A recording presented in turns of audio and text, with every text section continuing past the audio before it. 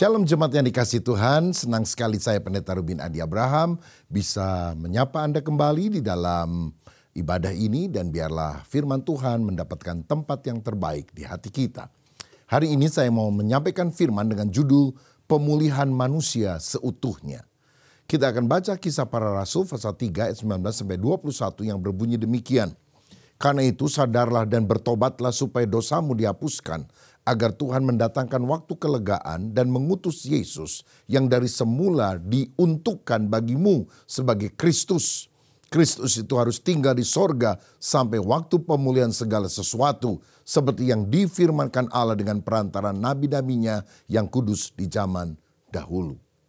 Saudara-saudara, Tuhan ingin memulihkan umatnya, yaitu orang percaya kepada Yesus, saya dan saudara. Sebab kalau kita dipulihkan, maka dunia akan diubahkan oleh Tuhan. Nah, Alkitab menyebutkan bahwa manusia seutuhnya itu terdiri dari 3 aspek, yaitu roh, jiwa, dan tubuh. Dalam 1 Tesalonika 5 ayat 23, hal ini nyata karena dikatakan semoga Allah damai sejahtera menguduskan kamu seluruhnya dan semoga roh, jiwa, dan tubuhmu terpelihara sempurna dengan tak bercacat pada kedatangan Yesus Kristus Tuhan kita. Nah, mari kita dalamin ketiga aspek ini. Yang pertama adalah roh. Allah adalah roh. Dan manusia juga diciptakan segambar dengan dia sebagai makhluk yang rohani. Nah, di dalam roh manusia itu ada 3 kesanggupan. Yang pertama adalah persekutuan atau fellowship dengan Allah. Kita diciptakan sebagai makhluk yang religius, makhluk yang rohani. Kita diciptakan untuk menyembah sesuatu, menyembah Tuhan. Yohanes 4 ayat 24 mencatat, Allah itu roh dan barang siapa menyembah dia harus menyembahnya dalam roh dan kebenaran. Saudara-saudara, kadang-kadang kita berpikir burung berkicau memuji Tuhan. Tetapi saya percaya bahwa manusialah makhluk yang diberikan kemampuan untuk berelasi dengan Allah. Apa saudara pernah lihat ada monyet minta dibaptis? Atau anjing ingin bertobat? Tentu tidak. Tapi manusia sangat membutuhkan Tuhan di dalam kehidupannya. Saya teringat satu kali ada seorang pemuda ateis datang kepada penginjil ternama D.L. Moody dan dia berkata, Pak Pendeta, saya tidak percaya Tuhan itu ada. Lalu pendeta ini bilang, kamu berani ngomong gitu sama Tuhan? Berani katanya. Coba kamu bilang sama Tuhan, Tuhan, engkau tidak ada. Kurang keras. Pemuda ini bilang, Tuhan engkau tidak ada. Moody berkata, ngomong sekali lagi, kurang keras. Tuhan engkau tidak ada. Tiba-tiba pemuda itu tersadar, dia bilang, wah saya tadi ngomong sama siapa ya?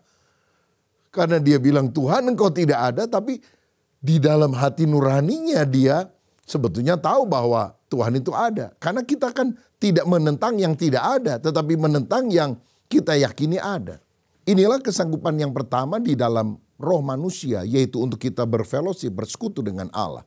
Tetapi di dalam roh juga ada bagian yang disebut hati nurani, yaitu kesanggupan untuk mengetahui satu hal itu benar atau salah. Roma 2 ayat 15 misalnya mencatat bahwa suara hati itu menuduh atau membela kita. Misalnya, saya waktu masih kecil pengen banget beli es krim tapi nggak punya duit. Lalu saya lihat dompet papa saya mau ambil, tapi tiba-tiba ada suara, jangan mencuri.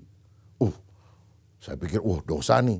Tapi mulai ada suara lagi, makan es krim enak, ambil saja, nggak ada yang tahu. Saudara, seperti ada pertentangan di dalam hati nurani. Itulah kesanggupan untuk membedakan mana yang benar, mana yang salah. Ada penjahat melakukan kejahatan dan setelah bertahun-tahun lama tidak ada orang tahu, tidak ada polisi yang bisa membongkar, tiba-tiba dia datang dan mengaku kesalahannya bahwa dia yang membunuh tetangganya. Loh kenapa? Sebab selama puluhan tahun dia menyembunyikan hal itu, hati nuraninya menuduh terus. Karena manusia diciptakan sebagai makhluk yang spiritual, punya hati nurani. Bagian ketiga dari roh adalah intuisi. Ada yang menyebutnya firasat atau bisikan kalbu. Dengan intuisi kita bisa menerima kenyataan dari Allah. Misalnya 1 Korintus 2 ayat 13 mencatat kita bisa belajar dari roh Allah satu kebenaran bukan karena hikmat manusia. Ini selaras dengan 1 Yohanes 2 ayat 27 yang berkata, sebab di dalam diri kamu tetap ada pengurapan yang telah kamu terima daripadanya. Karena itu tidak perlu kamu diajar oleh orang lain, tetapi sebagaimana pengurapannya mengajar kamu tentang segala sesuatu dan pengajarannya itu benar, tidak dusta, dan sebagaimana ia dahulu telah mengajar kamu, demikianlah hendaknya kamu tetap tinggal di dalam Dia. Pengajaran itu dapat kita tangkap karena Roh Kudus yang menyatakannya kepada kita. Itu sebabnya kadang kalau kita membaca ayat Alkitab, satu orang bisa ngerti, aduh luar biasa Tuhan bicara kepada saya seperti ini. Tapi satu lain baca ayat yang sama nggak ngerti akan firman Tuhan. Ada orang yang kalau baca Alkitab, aduh rasanya ngantuk banget. Karena apa? Firman Allah atau Alkitab dianggap seperti buku yang mati, yang membosankan, yang menjemukan. Tapi yang lain, merasa ada aliran air kehidupan waktu dia membaca Alkitab. Firman itu menjadi sesuatu yang hidup, yang berarti dalam hidup kita. Firman bukan hanya menjadi logos yang tertulis, tapi rema yang masuk ke dalam hati kita. Nah itulah kesanggupan kita untuk berelasi dengan Tuhan. Karena kita punya fellowship, persekutuan dengan Tuhan, kita punya hati nurani, dan juga kita punya intuisi. Nah bagian kedua dari manusia adalah jiwa. Atau seringkali disebut sebagai kepribadian. Nah itu terdiri dari 3 hal, pikiran, perasaan, kehendak. Yang pertama pikiran atau rasio itu membuat kita bisa punya daya cipta, berkreasi. Binatang melakukan sesuatu karena dilatih. Tetapi manusia melakukan sesuatu karena mengembangkan rasionya sehingga bisa berbudaya. Saudara sekalian, manusia dulu tinggal di dalam gua, kemudian naik ke pohon. Sekarang bikin rumah-rumah yang bagus di atas tanah. Sekarang naik lagi ke apartemen yang tinggi. Dan manusia bisa mengembangkan banyak hal termasuk komputer dan kemajuan teknologi yang sangat luar biasa yang tidak pernah bisa dilakukan oleh binatang. Karena apa? Manusia punya akal budi, punya pikiran. Tetapi manusia juga punya perasaan. Dan dengan perasaan itu kita bisa merasakan jamahan kasih Tuhan. Kita bisa merasa sukacita, kadang kita bisa merasa sedih. Kita sadar Allah itu maha pengasih, maha sabar. Kita bisa merasakan kehangatan pelukannya waktu kita berdoa.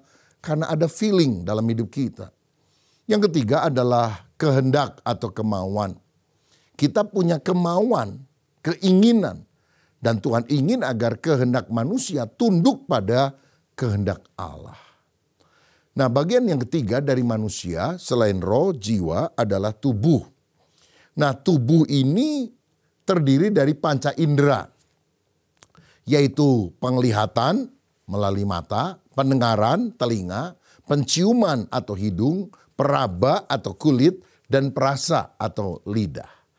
Jadi simpelnya begini saudara, dengan tubuh lewat panca indera kita bisa mengenal alam lingkungan sekitar kita. Kita bisa melihat ladang yang hijau, bisa melihat gedung-gedung bertingkat, kita bisa mendengar bunyi, kita bisa mencium bau. Kita bisa berhubungan dengan alam sekitar melalui tubuh kita. Tetapi yang kedua, kita melalui jiwa, kepribadian, mengenal diri kita sendiri. Mengapa kita tahu bahwa kita berbeda dengan orang lain? Karena kita bukan cuma punya badan, tubuh, tapi kita punya jiwa, pikiran, perasaan, dan kehendak. Dan dengan roh kita bisa mengenal Allah, bersekutu dengan Dia. Nah, Alkitab menunjukkan sebelum manusia jatuh ke dalam dosa, maka roh manusia itu berhubungan dengan Allah. Sedangkan jiwa, pikiran, dan perasaannya bisa mengerti pikiran dan perasaan Allah.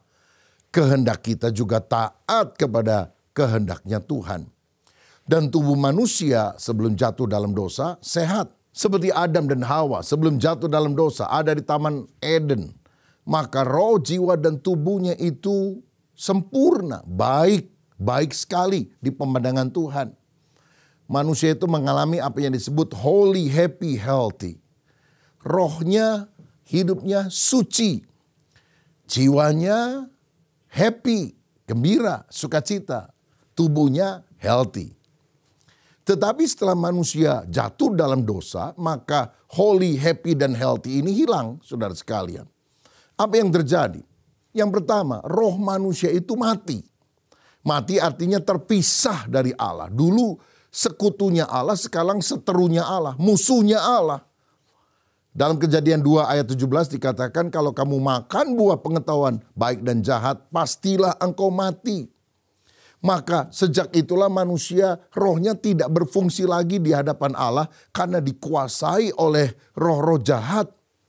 Sampai hari ini ada banyak orang percaya kepada gunung dianggap sebagai Tuhan. Melihat batu yang besar, pohon yang besar disembah sebagai Tuhan. Karena rohnya sudah tercemar, tidak bisa mengenal Allah yang hidup. Ada orang percaya kepada black magic, kepada tahayul, kepada ramalan nasib, kepada dukun. Karena apa? Penyembahannya telah dibelokkan bukan kepada Allah tetapi kepada iblis. Saya ingat satu kali ada orang pergi ke dukun, saudara-saudara, ingin mempelajari ilmu supaya kaya. Dan dukun berkata ada 10 syarat ya. Dan kamu harus mengiyakan dengan menganggukkan kepala, baru nanti ilmunya kamu akan terima. Paham? Ya Pak Dukun. Jadi dukun mulai sebut. Syarat yang pertama begini. Ya 10 kali 10 syarat dia anggukan kepala. Setelah pulang ke rumah ngangguk-ngangguk terus saudara-saudara. Aneh punya kebiasaan baru. Waduh. Dan akhirnya diobati dan sebagainya tetap saja nggak bisa hilang. Sampai dipanggilkan seorang hamba Tuhan. Diusir setannya. Baru waras kembali. Saudara, karena apa? Banyak kali roh kita diserahkan kepada kuasa kegelapan. Karena kita sudah jatuh di dalam dosa. Yang kedua adalah jiwa. Jiwanya menjadi rusak. Kejadian 6 ayat 5 menunjukkan bahwa kecenderungan hati manusia itu selalu membuahkan kejahatan. Makanya kemudian Tuhan membinasakan dunia dengan air bah. Dan hanya menyelamatkan Nuh dan keluarganya yang sungguh-sungguh mau bertobat, dipulihkan untuk menjadi sebuah generasi yang baru di atas muka bumi ini. Saudara, kalau jiwa itu rusak, maka akibatnya pikiran, perasaan, dan kehendak menjadi tercemar. Pikiran manusia menjadi jahat, menjadi terkutuk. Roma 1 ayat 28 berkata, dan karena mereka tidak merasa perlu untuk mengakui Allah, maka Allah menyerahkan mereka kepada pikiran-pikiran yang terkutuk sehingga mereka melakukan apa yang tidak pantas. Ada berapa banyak orang di dunia modern ini pinter, gelarnya tinggi, status sosialnya hebat. Tapi senang dengan sesama jenis. Laki senang sama laki, perempuan senang sama perempuan. Nah Roma 1 itu mencatat dosa-dosa itu. Jadi firman Tuhan yang telah ditulis ribuan tahun yang lalu sudah memprediksi apa yang akan terjadi di akhir zaman. Dan itu terjadi karena kesesatan manusia. Termasuk kesesatan jiwanya, termasuk kesesatan cara berfikirnya. Karena menolak Allah yang hidup. Bukan hanya pikiran, perasaannya juga sama. Dulu hidup dalam kasih, sekarang benci, dendam. Seperti Kain membenci Habel dan membunuh dia. Itu terjadi kan setelah manusia jatuh di dalam dosa. Akibatnya Kain menjadi ketakutan, tidak tentram, kacau. Dia pikir ada orang yang mau membunuh dia. Dikejar-kejar oleh perasaan bersalah. Dosa menyebabkan perasaan gelisah terjadi di dalam kehidupan seorang. Ada juga orang yang senang melakukan sesuatu yang sadis. Kita mungkin pernah ingat ada seorang mahasiswa Indonesia di Eropa menjadi jagal, membunuh puluhan orang. Gak ketahuan saudara sekalian, tapi akhirnya terbongkar, sudah sekian puluh orang meninggal. Dan dia mendapatkan kenikmatan, kesenangan karena membunuh orang. Wah ini jelas akibat manusia jatuh ke dalam dosa. Selanjutnya kehendaknya melawan Allah, tidak taat kepada pimpinan Allah. Yesaya 53 ayat 6 berkata bahwa kita ini seperti domba yang mengambil jalannya masing-masing. Maunya sendiri, mengikuti keinginan daging, hawa nafsu, percabulan, mabok, pesta pora. Nggak mau ke gereja, berdoa, melayani Tuhan, membaca Alkitab. Kehendaknya, keinginannya bukan untuk perkara rohani. Kehendaknya, keinginannya hanya untuk perkara-perkara duniawi. Itulah yang terjadi ketika manusia jatuh ke dalam dosa. Bagaimana dengan tubuhnya? Kejadian 3 ayat 16 sampai 19 mencatat bahwa wanita akan kesakitan pada waktu melahirkan. Pria akan berpeluh, susah payah, artinya menderita, melarat, sakit, dan akhirnya mati, saudara-saudara. Karena tubuh kita sudah jatuh ke dalam dosa. Lagi pula tubuh ini seringkali digunakan sebagai alat kecemaran, perbuatan daging. Sekian tahun yang lalu ada penelitian dari sebuah majalah yang mengatakan bahwa 2/3 pria di Jakarta pernah menyeleweng. Waduh, saya nggak tahu apakah ini datanya akurat atau tidak. Tapi jika benar demikian, berapa banyak orang-orang yang sudah jatuh di dalam dosa. Roh, jiwa, dan tubuhnya digunakan secara tidak benar. Jadi Alkitab menunjukkan bahwa melalui kejatuhan manusia dalam dosa, roh manusia itu mati terpisah dengan Allah. Jiwa manusia menjadi rusak, menjadi bejat. Dan tubuh manusia menderita, bahkan akhirnya mati. Makanya Tuhan ingin merestorasi, memulihkan manusia itu seutuhnya. Pemulihan artinya tindakan pengembalian untuk menjadi seperti yang semula. Nah saudara-saudara, Tuhan ingin agar kita dipulihkan sehingga karakter kita menjadi indah. Bahkan gambaran pribadi yang tidak pernah jatuh di dalam dosa, yang hidup suci adalah Yesus. Makanya kita ini harus belajar menjadi serupa seperti Yesus. Dan ini kebenaran yang penting. Pemulihan itu dimulai dari inti manusia. Dari dalam, from inside out. Itu dimulai dari roh kita. Pemulihan itu tidak dimulai dengan tata cara agamawi seperti orang-orang Farisi yang kelihatannya beragama, beribadah, tapi ternyata mereka itu seperti yang Yesus bilang, kamu seperti kuburan, luarnya dicat putih tapi dalamnya penuh tulang belulang. Nah kita itu jangan jadi Kristen KTP, Kristen tanpa pertobatan. Ke gerejanya rajin tapi dosanya doyan. Di gereja berdoa, di luar gereja berdosa. Di gereja baca Alkitab, di luar gereja alkohol. Nah saudara-saudara, dan kapan pemulihan di dalam roh itu Tuhan kerjakan? Pada saat kita lahir baru. Pada saat kita menerima Yesus sebagai juru selamat di dalam hati kita. Waktu kita berkata, Tuhan ampunilah saya orang berdosa. Masuklah di dalam hatiku, sucikanlah saya. Maka Tuhan melahirbarukan kita oleh kuasa Roh Kudus-Nya.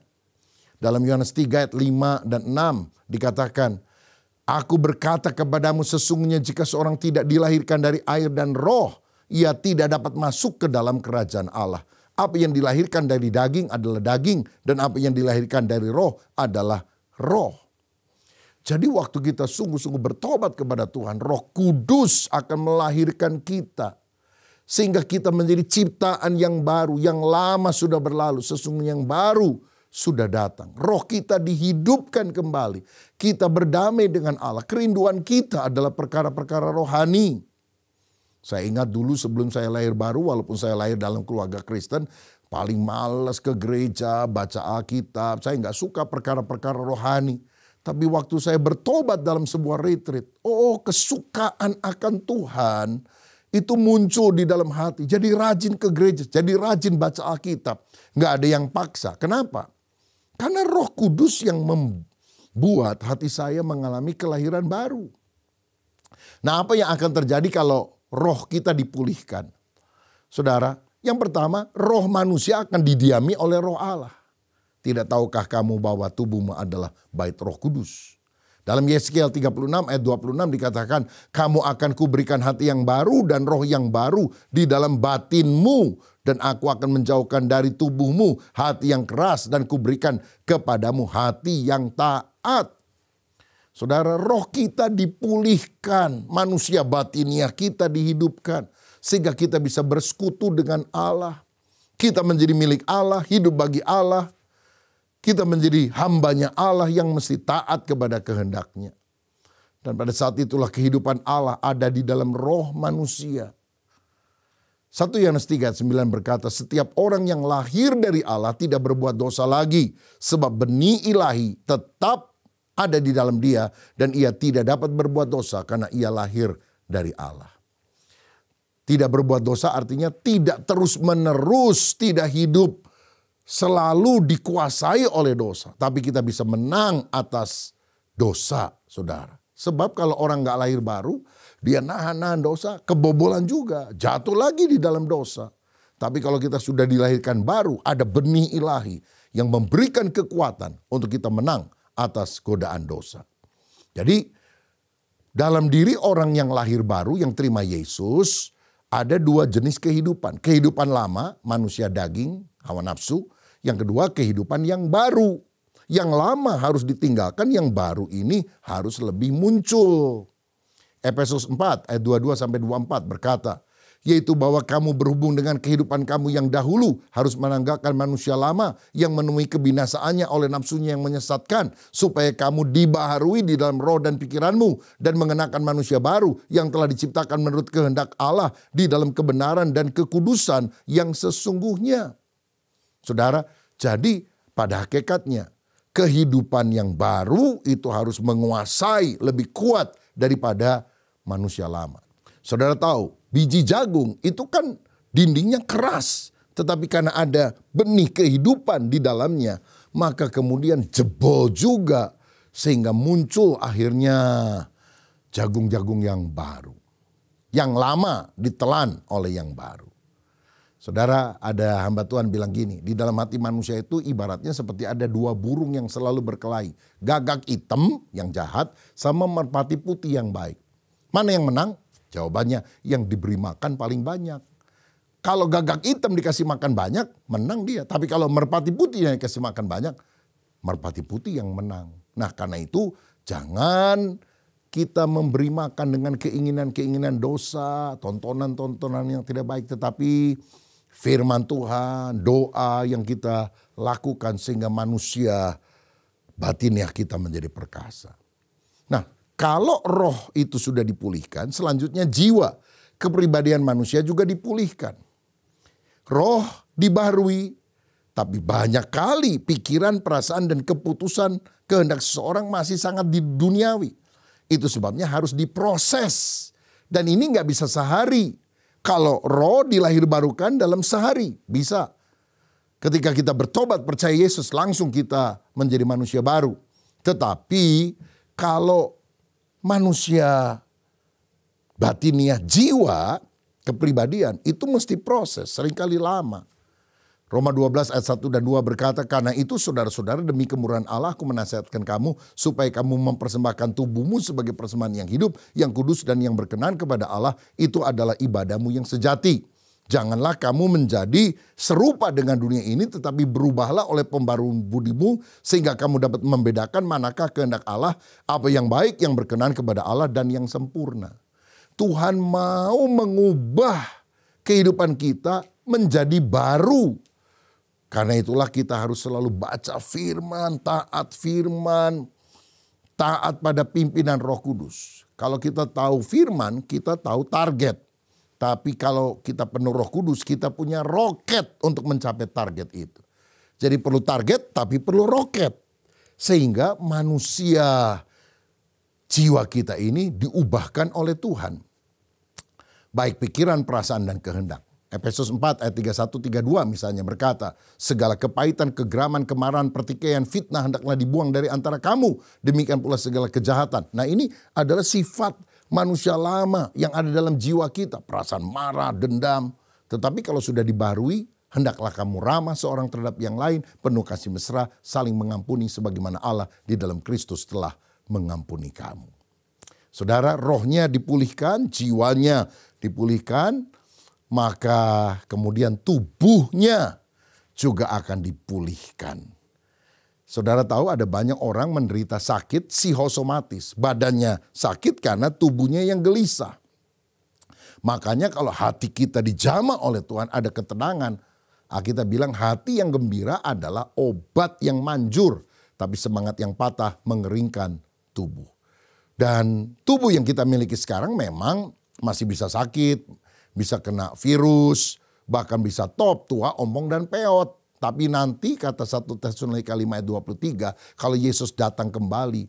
Tubuh kita juga akan disempurnakan. Dengan cara bagaimana? Kita akan diberi tubuh yang baru. Namanya tubuh kemuliaan. Yaitu seperti tubuh yang dimiliki Yesus setelah dia bangkit dari antara orang mati. Dengan tubuh itu kita nggak sakit tetapi kita akan memiliki tubuh yang disempurnakan. Nah saudara-saudara, jadi karya Allah untuk roh, jiwa, dan tubuh pemulihan ini tidak berhenti. Terus dikerjakan Tuhan. Filipi 1 ayat 6 berkata, akan hal ini aku yakin sepenuhnya, yaitu Ia yang memulai pekerjaan yang baik di antara kamu akan meneruskannya sampai pada akhirnya pada hari Kristus Yesus. Saudara-saudara, roh, jiwa, tubuh dipulihkan. Itulah pemulihan manusia seutuhnya. Kalau roh dipulihkan melalui kelahiran baru, tubuh akan diganti dengan tubuh kemuliaan kelak.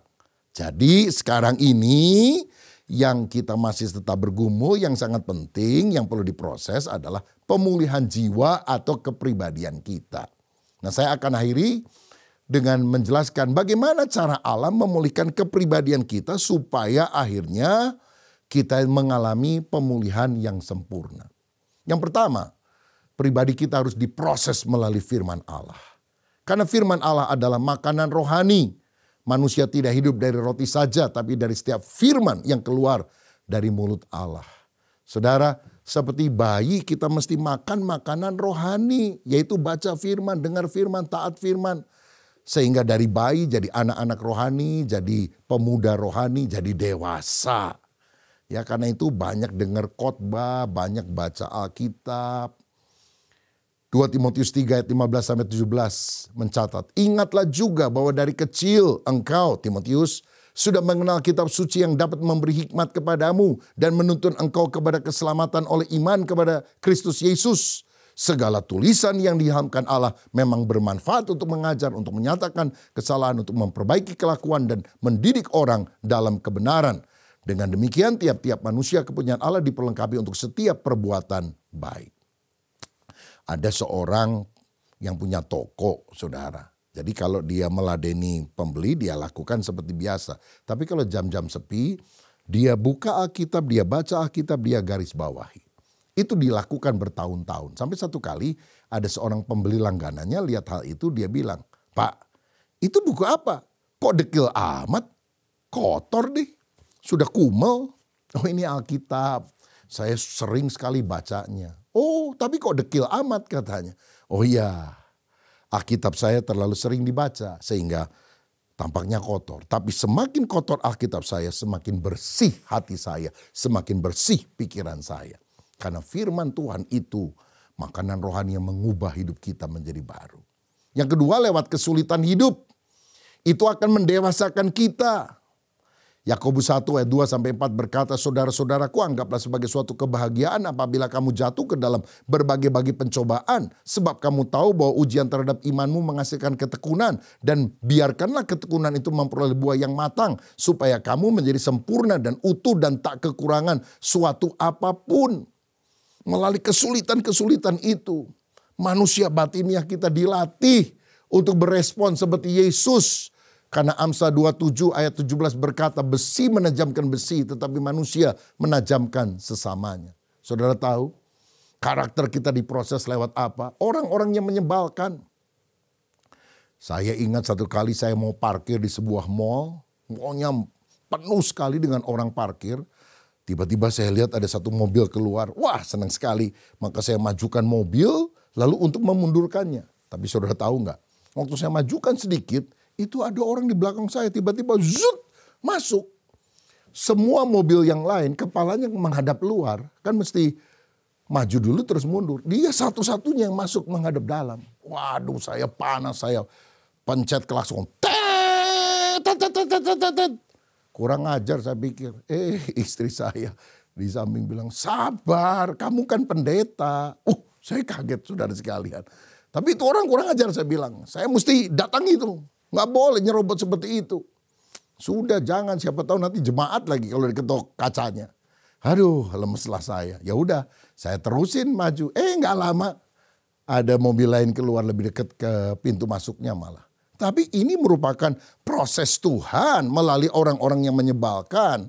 Ketika kita ngalami situasi yang tidak nyaman, kita mau berespon seperti apa? Seperti iblis?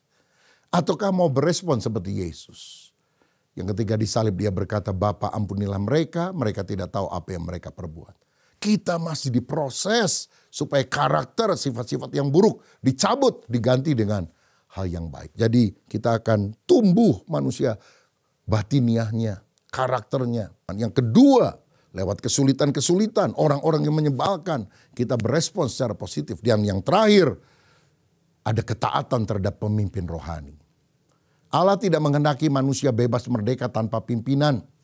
Karena itu di keluarga Tuhan menaruh orang tua untuk mentertibkan kehidupan anak-anaknya. Di pekerjaan ada pemimpin perusahaan dan karyawan tunduk kepada dia. Di sekolah ada kepala sekolah dan guru yang pegang otoritas. Di tengah bangsa ada pemerintah, presiden, sebagainya. Di mana rakyat mesti tunduk. Lalu secara rohani di gereja ada pemimpin rohani yang mengarahkan kita untuk selalu hidup taat sama Tuhan. Ibrani 13 ayat 17 berkata, taatilah pemimpin-pemimpinmu dan tunduklah kepada mereka, sebab mereka berjaga-jaga atas jiwamu sebagai orang-orang yang harus bertanggung jawab atasnya. Dengan jalan itu mereka akan melakukan dengan gembira, bukan dengan keluh kesah, sebab hal itu tidak akan membawa keuntungan bagimu. Saudara, para pemimpin rohani Tuhan telah pilih untuk membuat kita dewasa secara rohani di dalam dia. Ikuti petunjuknya, dengarkan nasihatnya. Pemimpin rohani juga bisa adalah ketua kelompok sel di sekitar kita. Dan mereka adalah orang-orang yang rindu saudara mengalami pertumbuhan secara rohani untuk saling menguatkan. Nah, jadi kalau saudara dalam kehidupan tersinggung sama orang yang tidak kenal Tuhan, itu proses pembentukan Tuhan. Apakah saudara bisa mengampuni, mengasihi? Tapi ibarat ujian itu baru tingkat TK dan SD. Saudara tersinggungnya sama saudara seiman. Orang segereja, orang Kristen lagi. Itu ujian SMP. Tapi saya tersinggung sama pelayan Tuhan yang suka pelayanan. Tapi kok begitu? Itu ujian level SMA. Tapi kalau saudara tersinggung sama pendeta, itu ujian universitas. Dan kalau engkau tetap memiliki sifat seperti Yesus, belajar sabar, mengasihi, mengampuni, hidup benar, engkau akan dewasa di dalam Tuhan. Ini doa saya supaya kita mengalami pemulihan seutuhnya, roh, jiwa, dan tubuh, sehingga kita dipakai Tuhan menjadi luar biasa. Saya berdoa supaya khotbah pengajaran ini saudara bisa tangkap dan menjadi bekal di dalam kehidupan kita. Mari kita berdoa. Bapa, terima kasih untuk rencanamu yang ajaib. Engkau datang untuk memulihkan kehidupan kami. Sehingga roh, jiwa, dan tubuh kami terpelihara sempurna pada hari kedatangan Kristus kali yang kedua. Kami mau Tuhan terus dibentuk menjadi lebih mirip seperti Yesus. Ampuni segala dosa, kesalahan kami. Kalau kami tidak berkenan kepada Tuhan. Dan biarlah hidup kami makin hari makin serupa seperti Engkau. Berkat atas kami dalam nama Yesus. Amin. Tuhan Yesus memberkati.